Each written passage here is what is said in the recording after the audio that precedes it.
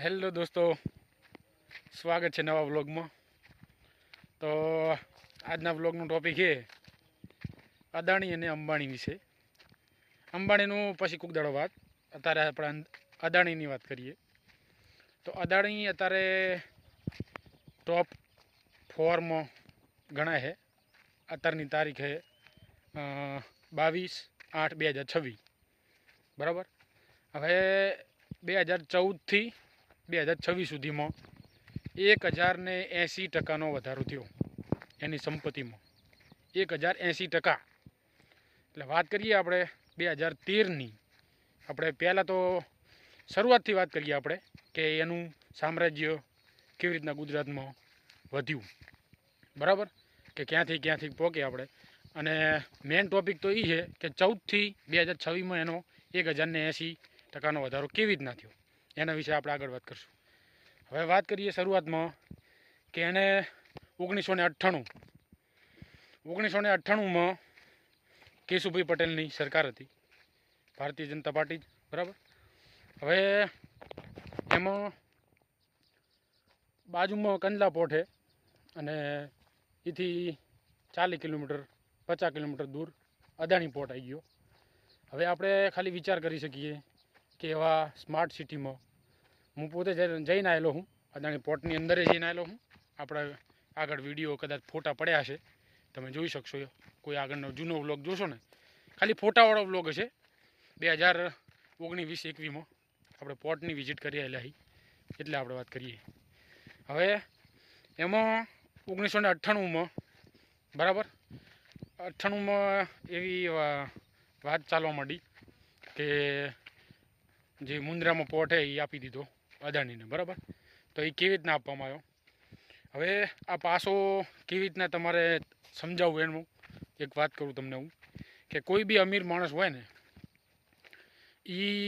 એને એવું લાગતું હોય કે હું એકલો અમીર બની જાઉં, તો એ અત્યારના જમાનામાં શક્ય નથી, બરાબર. મને લાગતું હોય કે હું એકલો અમીર બની જાઉં, બીજા કોઈનું જોવું જ નહીં, તો એ શક્ય નથી. પોલિટિકલ પાર્ટીને સાથમાં લઈને હેડવું, બરાબર, કેમ કે એના સપોર્ટ વગર અત્યારે કશું થાય એમ નહીં.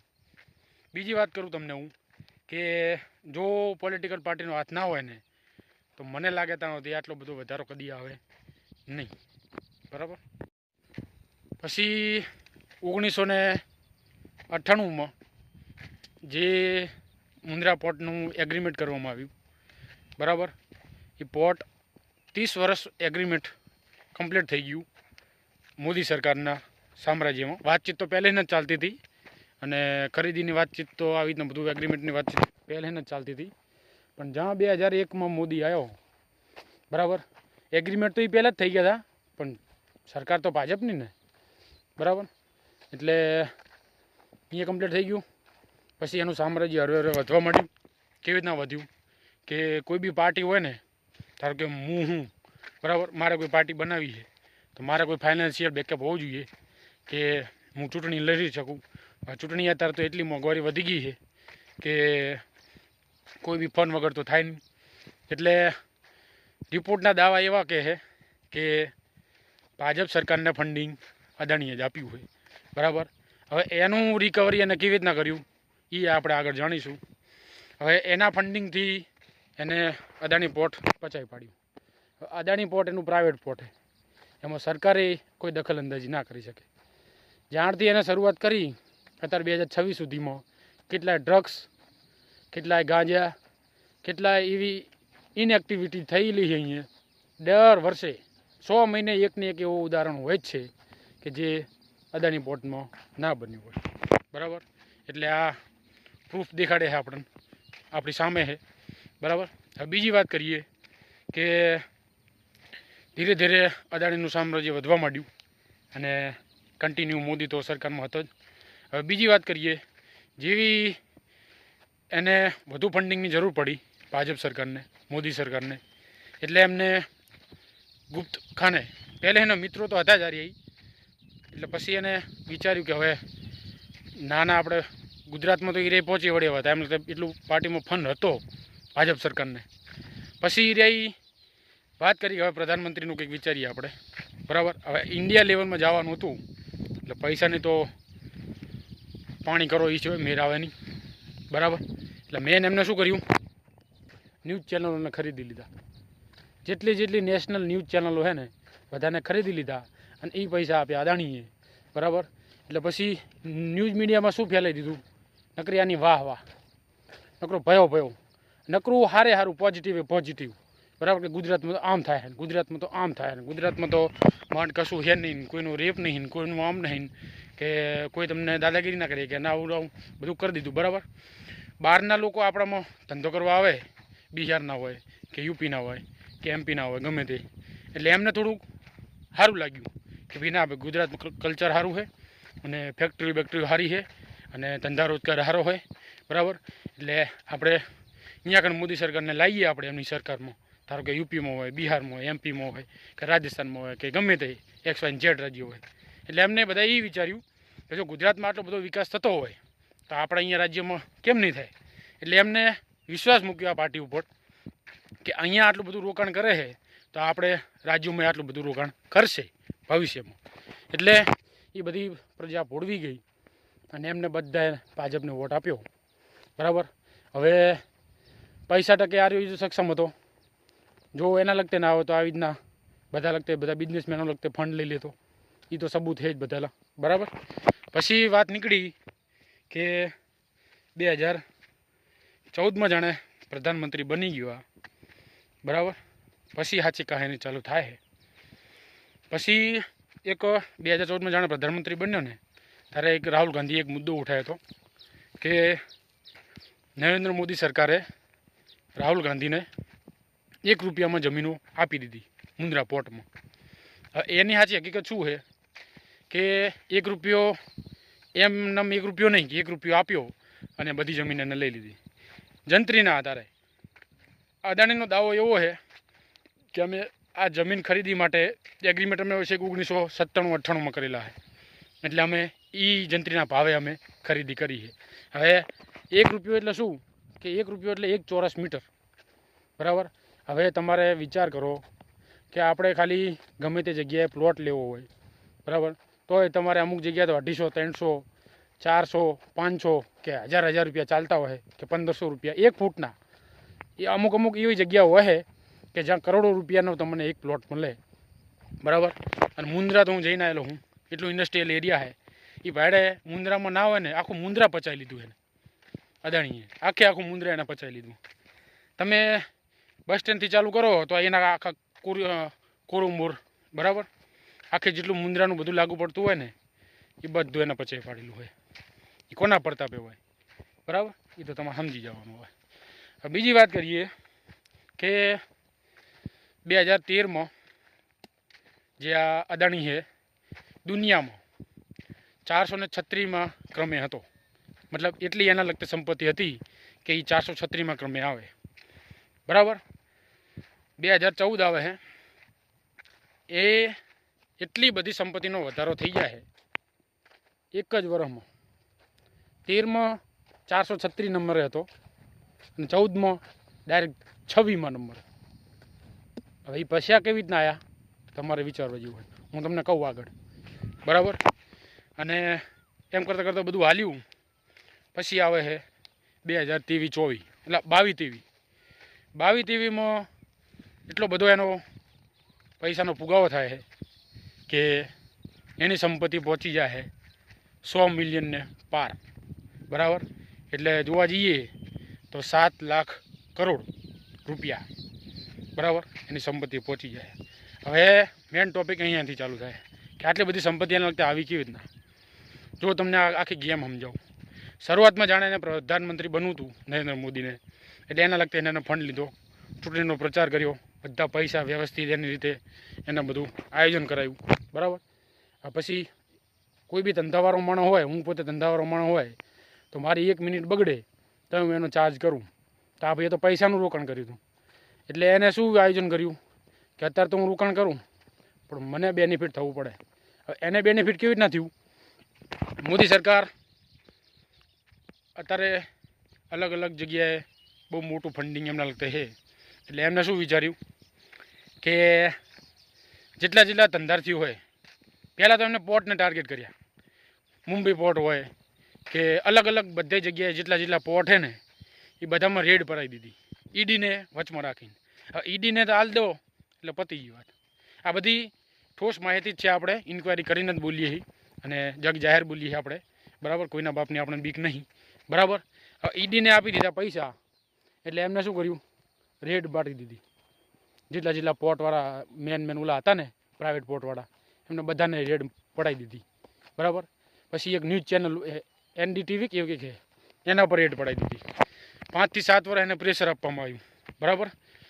એને વેચી મારી પછી આ બધા પોર્ટ આવી રીતના ઈડી શું કરે કે એના પર જઈને છાપો મારે. છાપો મારે એટલે એમનું લીગલી ઇનલીગલી બધું જે ઓડિટ હોય એ બધું આખું ચેક કરે ડિટેલમાં, બરાબર.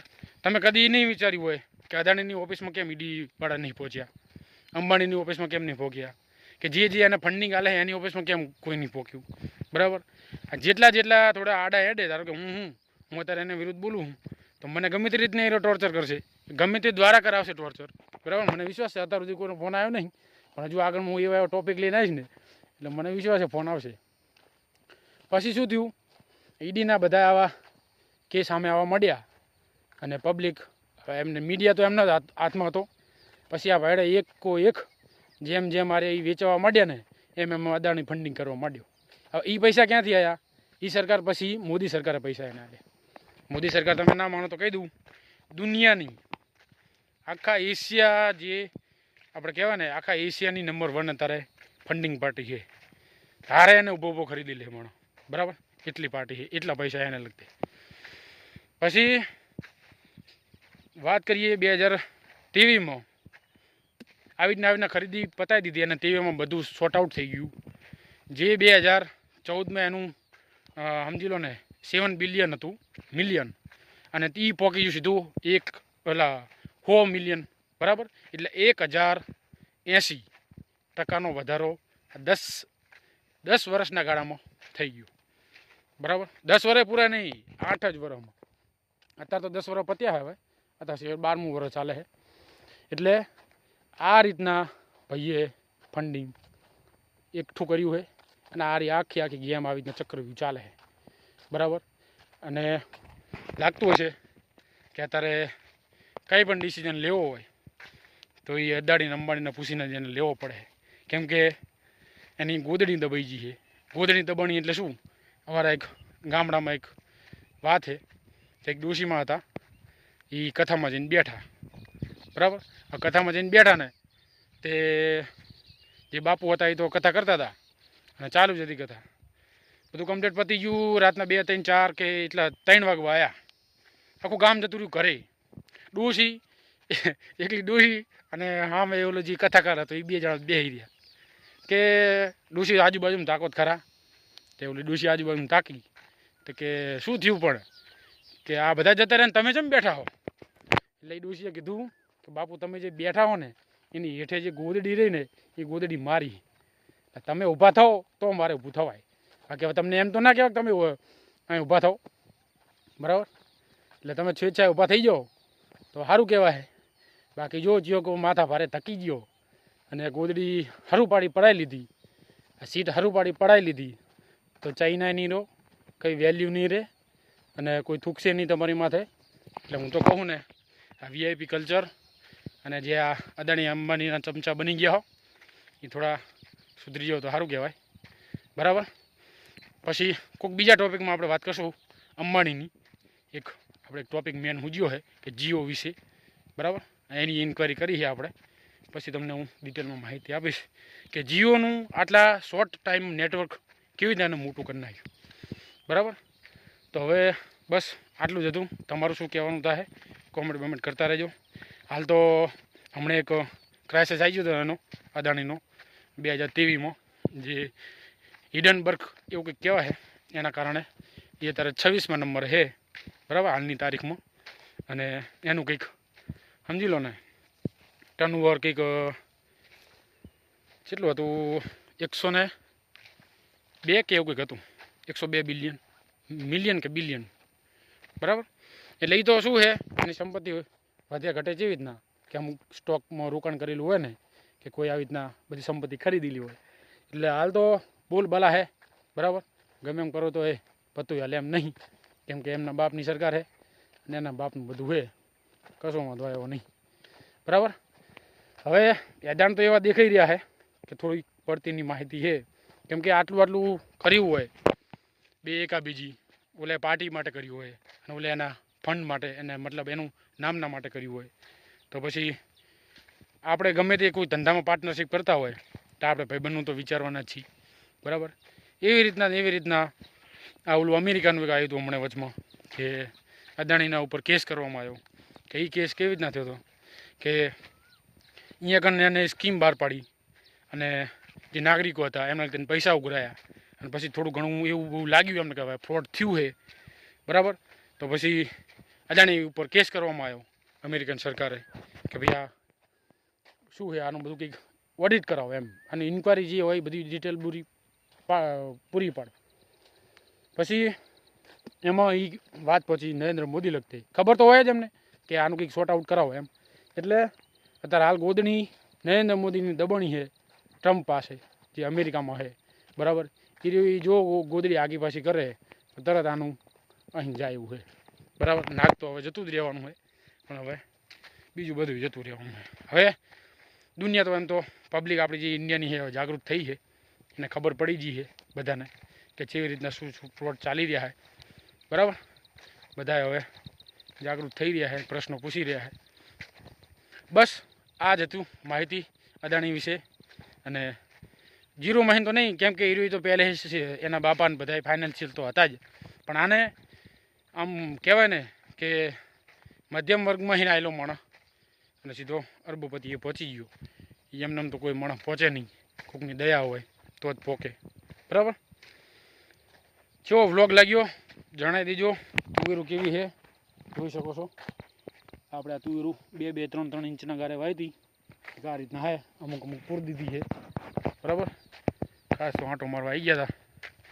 બસ આટલું જ હતું. બેચરસિંહ રાજપૂત વ્લોગ સપોર્ટ કરતા રહેજો, ચેનલને સબસ્ક્રાઈબ કરી લેજો બરાબર. આવા વ્લોગ ડેલી જોવા મળશે આપણે સવારે 8 વાગે બરાબર. બેચરસિંહ રાજપૂત વ્લોગ સપોર્ટ કરતા રહેજો.